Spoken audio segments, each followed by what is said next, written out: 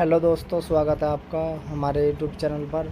और दोस्तों, आज फिर एक हम इम्पोर्टेंट न्यूज़ लेकर आए हैं। और जो पीएचडी करना चाहते हैं उन सब के लिए बहुत ही सुनहरा मौका है पीएचडी करने का।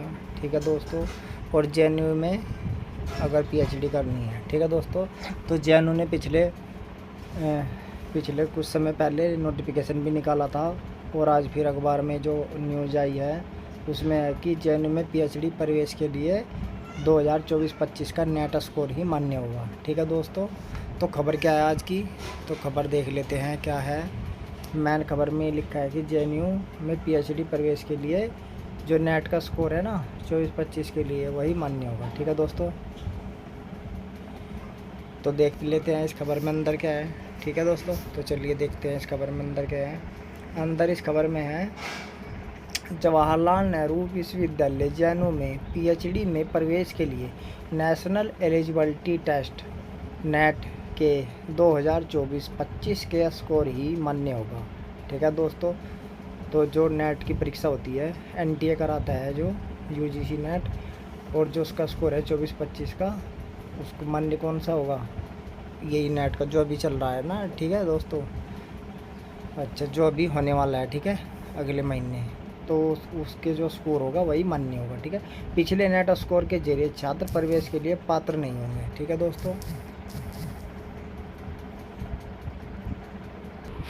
जिनका पिछला नेट है स्कोर है उसके जरिए छात्रों का क्या नहीं होने का, कि पात्र नहीं होने का। ठीक है, उनका एडमिशन नहीं होगा। ठीक है। तो दोस्तों, अब जो नेट होने वाला है उसका आप तैयारी करिए, उसी के स्कोर से आपका जेएनयू में एडमिशन होगा। ठीक है दोस्तों। चलिए आगे देखते हैं आगे क्या है इसमें। और विश्वविद्यालय के इस फैसले से छात्र दुविधा में आ गए हैं। उनकी पुरानी मेहनत जाया हो गई है। हालांकि जेआरएफ से प्रवेश की प्रक्रिया को पहले की तरह ही रखा गया है। ठीक है दोस्तों।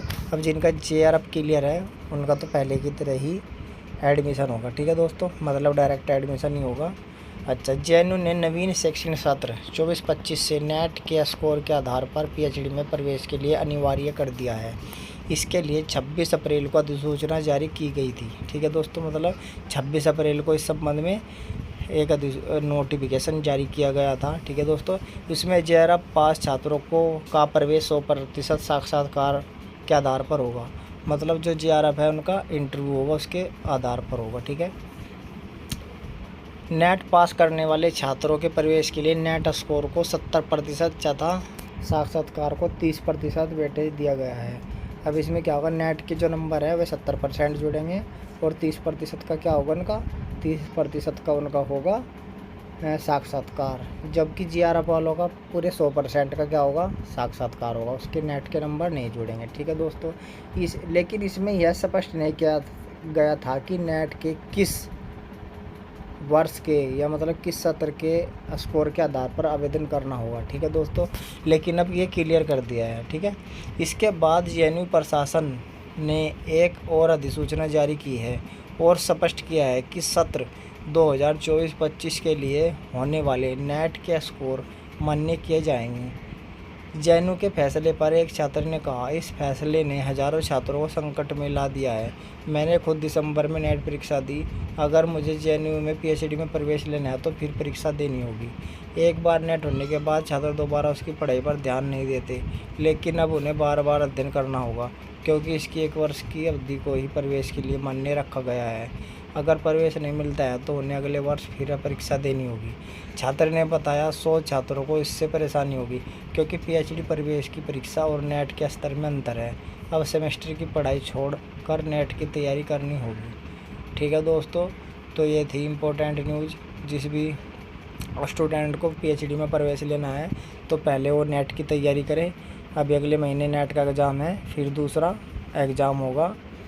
ठीक है। अब जिसने भी पीएचडी करनी है, ठीक है, जेएनयू से, तो उसने ये जो जून में नेट का एग्ज़ाम है इसके में जितने भी नंबर आएंगे उसका 70% जुड़ेगा और 30% जुड़ेगा इंटरव्यू का। ठीक है दोस्तों। और उसके बाद जब मेरिट बनेगी तब जिसका भी नंबर आएगा मेरिट में उसका एडमिशन होगा जेएनयू में। ठीक है, तभी पीएचडी कर सकता है। तो दोस्तों, ये थी आपके लिए मोस्ट इम्पोर्टेंट न्यूज़। और यदि आपने जेएनयू से PhD करनी है तो आपको मेहनत करनी होगी और नेट दोबारा देना होगा और उसमें भी नंबर अच्छे लाने होंगे, क्योंकि उसके नंबर कितने जुड़ रहे हैं, 70% का वेटेज मिल रहा है। ठीक है दोस्तों, चलिए फिर मिलते हैं अगली वीडियो में, तब तक के लिए धन्यवाद।